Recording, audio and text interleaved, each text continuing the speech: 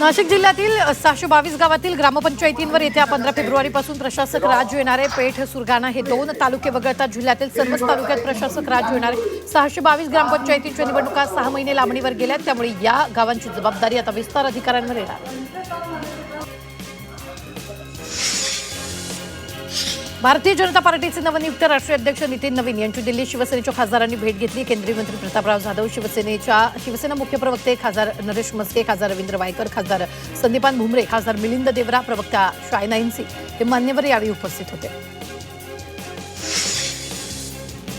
माळशिरसचे माजी आमदार राम सातपुते यांच्या हत्येचा कट रचला गेलेला होता, असा खळबळजनक दावा ग्रामविकास मंत्री जयकुमार गोरेंनी केला. भाजपला मतं मिळाल्यानं माळशिरसमध्ये भाजप कार्यकर्त्यांना मारहाण करण्यात आली. अनेक कार्यकर्त्यांना दमदाटी केली. माजी आमदार राम सातपुते यांच्यावर हल्ला करण्याचा प्रयत्न झाला, असंही मंत्री जयकुमार गोरेंनी म्हटलं.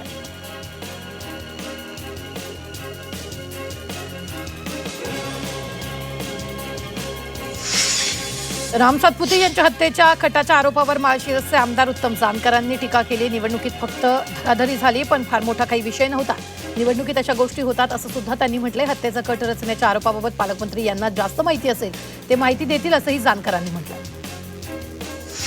रोहित पवारांनी मांडलेल्या मुद्द्याची चौकशी व्हावी अशी मागणी खासदार संजय राऊतांनी केली. अजित पवारांच्या अपघाताबाबत रोहित पवारांनी काल पत्रकार परिषद घेऊन अनेक मुद्दे मांडले. याची सखोल चौकशीची मागणी राऊतांनी केली. तसंच सीआयडी अपघाताची चौकशी करणार नाही असंही राऊतांनी म्हटलं.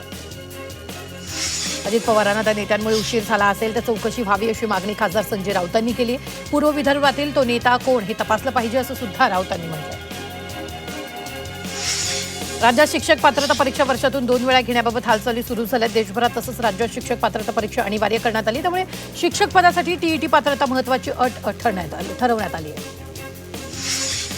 एमसी आणि MHMCT या पदव्युत्तर अभ्यासक्रमाच्या सीईटी परीक्षेसाठी अर्ज करण्यास मुदतवाढ देण्यात आली आहे. आता विद्यार्थ्यांना 18 फेब्रुवारीपर्यंत ऑनलाईन नोंदणी करता येणार आहे. विद्यार्थ्याच्या सोयीसाठी सीईटी सेलनं दोन्ही अभ्यासक्रमांसाठी फेब्रुवारीपर्यंत मुदत वाढवून दिली आहे.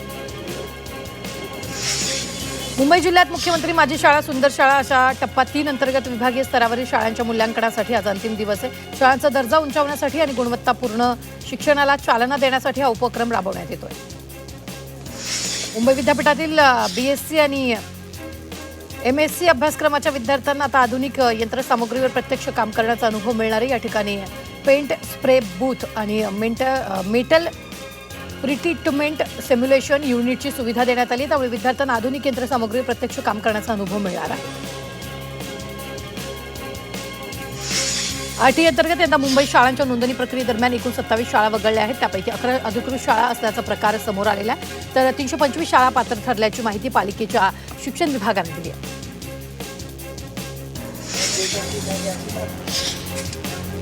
भंडारा जिल्ह्यात हत्तीरोग निर्मूलनासाठी आरोग्य यंत्रणा सज्ज झाली. जिल्ह्यात सर्वत्र विशेष मोहीम राबवण्यात येते. शासकीय रुग्णालयांमध्ये नागरिकांना केवळ गोळ्यात विहिरीत करता आरोग्य कर्मचाऱ्यांच्या देखरेखीखाली प्रत्यक्ष खायला दिलं जात आहे. तसंच सार्वजनिक आरोग्य विभागाची पथकं घरोघरी भेट देत जनजागृती करण्यावर भर दिला जातो. आरोग्य विभागाच्या मोहिमेला नागरिक प्रतिसाद देत आहेत.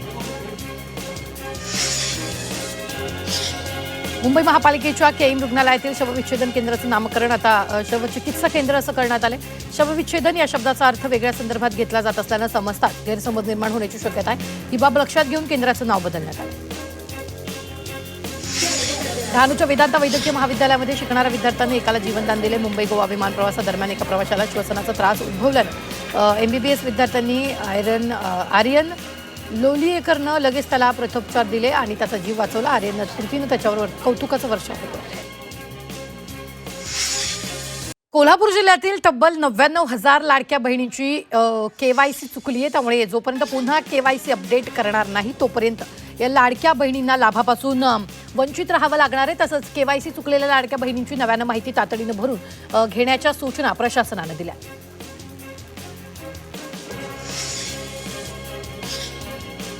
डेटिंग ॲप सोशल मीडियाच्या माध्यमातून होणारी फसवणूक भारतात मोठ्या प्रमाणात वाढलेली. व्हॅलेंटाईन डेच्या पार्श्वभूमीवर सायबर सुरक्षा क्षेत्रात काम करणाऱ्यांनी हा अहवाल प्रसिद्ध केला. तर 34% प्रौढांनी प्रेम, नातेसंबंध किंवा डेटिंग विषयक सल्ल्यासाठी AIचा वापर केलेला आहे.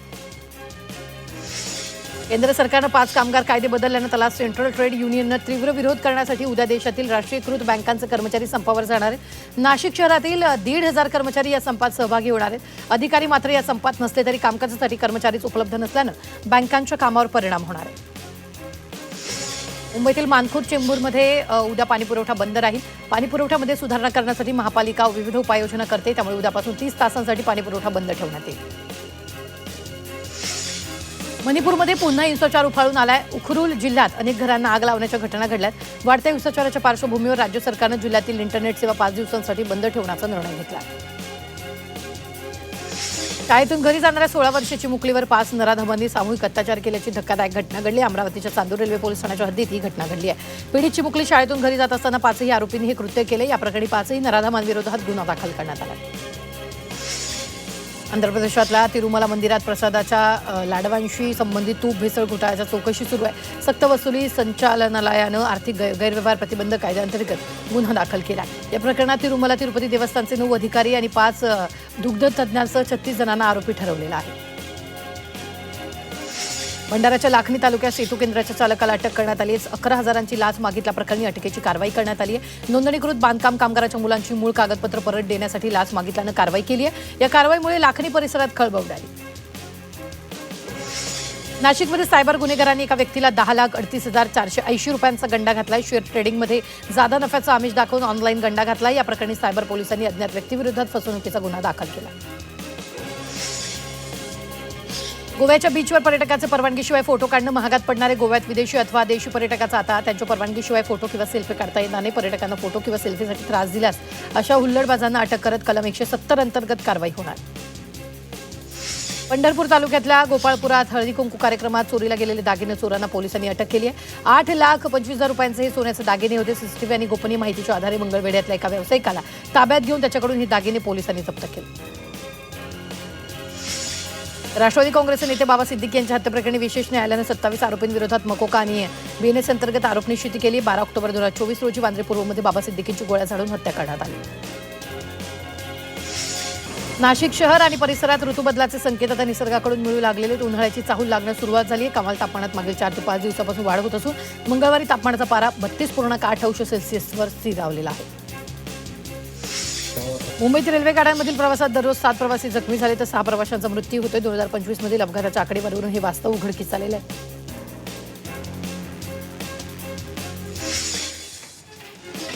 शिवभोजन केंद्र चालकाची थकबाकी लवकरात लवकर देण्यात यावी अशी मागणी शिवसेनेकडून राज्य सरकारकडे करण्यात आली. राज्यभरात 1800हून अधिक शिवभोजन केंद्र असून केंद्र चालकांना राज्य सरकारकडून अनुदान दिलं जात आहे.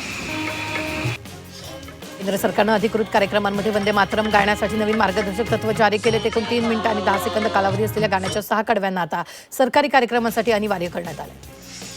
राज्यभरातील अवजड वाहनांची पारदर्शक तपासणी मोहीम राबवण्याचे आदेश प्रताप सरनाईकांनी परिवहन विभागाला दिले. मुंबई पुणे एक्सप्रेसवेवरील भीषण अपघाताच्या पार्श्वभूमीवर हे आदेश देण्यात आले. जानेवारी महिन्यात गोल्ड एटीएफमधील गुंतवणूक 11,647 कोटी रुपयांवर 24,040 कोटी रुपयांवर झाली. जागतिक स्तरावर असलेली प्रचंड अस्थिरता आणि सोने चांदीच्या किमतीतील उसळीमुळे गुंतवणुकीसाठी सोन्याला दुप्पट पसंती मिळते. स्मार्ट टीओडी मीटरकरिता महावितरणानं वीज ग्राहकांना सवलत दिली. वीज ग्राहकांना दररोज सकाळी 9 ते सायंकाळी 5 या कालावधीत वापरलेल्या विजेसाठी प्रति युनिट 80 पैसे ते ₹1 टप्प्याटप्प्यानं सवलत मिळते. तर वेगवेगळ्या वेळांनुसार दर आकारणी केली जाते. महिलांच्या सुरक्षेच्या दृष्टीनं सार्वजनिक वाहतूक ठिकाणांचं महाराष्ट्रव्यापी सेफ्टी ऑडिट करण्यात आले. राज्यातील बस स्थानकं, रेल्वे स्थानकं आणि सार्वजनिक वाहतुकीशी संबंधित ठिकाणांची प्रत्यक्ष पाहणी करण्यात आली. तसंच विशेष बसगाड्या आणि रेल्वे डबे, हिरकणी कक्ष यांसारख्या उपाययोजनांची सद्यस्थिती तपासण्यात आली.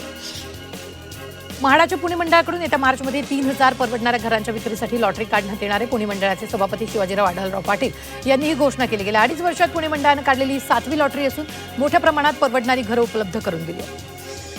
नवीन वर्षात मुंबईत गृहनिर्माण क्षेत्रात घराच्या नोंदणीत 2ऱ्या क्रमांकाचा उच्चांक गाठण्यात आला. केवळ जानेवारीत 11,219 मालमत्तांची नोंदणी झाली आहे. तर त्यातून तब्बल 1,000 कोटी रुपयांचा विक्रमी महसूल प्राप्त झाला आहे. छत्रपती संभाजीनगर शहर आणि जिल्हा पोलीस दलातील भरतीस आजपासून प्रारंभ होतोय. शहर पोलीस दलातील पोलीस शिपाई पदाच्या 150 जागांसाठी साताऱ्यातील SRPF मैदान भरती प्रक्रिया होणार आहे. तर जिल्हा पोलिसांच्या 53 पदांसाठी पोलीस अधीक्षक कार्यालयाच्या गोकुळ मैदानावर 10 दिवस भरती प्रक्रिया होईल. रायगड पोलीस दलात भरती प्रक्रिया सुरू झाली आहे. पहिल्या दिवशी कागदपत्रांची पडताळणी आणि मैदानी चाचणी होते. रायगड पोलीस दलात पोलीस शिपाई पदाच्या 94 आणि चालक पदाच्या 3 जागा अशा एकूण 97 जागांसाठी 5,373 उमेदवारांनी अर्ज केले. ही भरती प्रक्रिया 16 फेब्रुवारीपर्यंत सुरू राहणार आहे. मध्य रेल्वेवर 24 विशेष गाड्या धावणार आहेत. CSMT ते नागपूर, कोल्हापूर, सावंतवाडी आणि लोकमान्य टिळक टर्मिनस ते नागपूर दरम्यान विशेष एक्सप्रेसची घोषणा केली. या विशेष ट्रेन 12 फेब्रुवारी ते 21 फेब्रुवारी या कालावधी दरम्यान चालवण्यात येतील. मुंबई विमानतळावर सीमा शुल्क विभागानं गांजाच्या तस्करी प्रकरणी कारवाई केली. या प्रकरणी एका 20 वर्षीय तरुणीला अटक केली आहे. या कारवाईत 30 लाखांचा गांजा जप्त करण्यात आला. कोकण रेल्वेनं विशेष रेल्वे गाड्याच्या फेऱ्यात वाढ केली आहे. सिंधुदुर्ग जिल्ह्यातील आंगणेवाडी यात्रेला वाढती गर्दी लक्षात घेऊन गाड्यांच्या फेऱ्यात वाढ करण्यात आली. वडाळा प्रादेशिक परिवहन कार्यालयात खासगीकराच्या नोंदणीसाठी MH03FD ही नवीन नोंदणी मालिका आजपासून सुरू करण्यात येणार आहे. त्याचबरोबर दुचाकींसाठीची MH03EX ही मालिका संपत आल्यानं नवीन मालिका सुरू होणार आहे. मुंबईतील वडाळा पूर्व संस्थेच्या 8वा वर्धापन दिन पार पडलेला आहे. या वर्धापन दिनाच्या निमित्त जीवन गौरव पुरस्कार आणि समाजरत्न पुरस्काराचं वितरण करण्यात आलं. यावेळी बँजो सूर ताल आयुष्याचे या पुस्तकाचं प्रकाशन करण्यात आलं. वंदे मेट्रो लवकरच रुळांवर धावणार आहे. त्यामुळे रेल्वे प्रवास सुरक्षित, वेग आणि आरामदायी होणार आहे. धावत्या लोकलमधून पडण्याच्या घटना रोखणं, वाढत्या प्रवासी गर्दीला सक्षम पर्याय उभं करणं आणि वातानुकूलित प्रयास अधिक व्यापक करणं या उद्देशानं ही आधुनिक लोकल सेवेत आणण्याची तयारी सुरू. पुणे मुंबई द्रुतगती महामार्गावर बोरघाटात मदत प्रक्रिया सुरू करण्यात येणार आहे. आपत्कालीन परिस्थितीत तातडीने मदत मिळण्यासाठी ही मदत केंद्र सुरू करण्यात येणार आहे.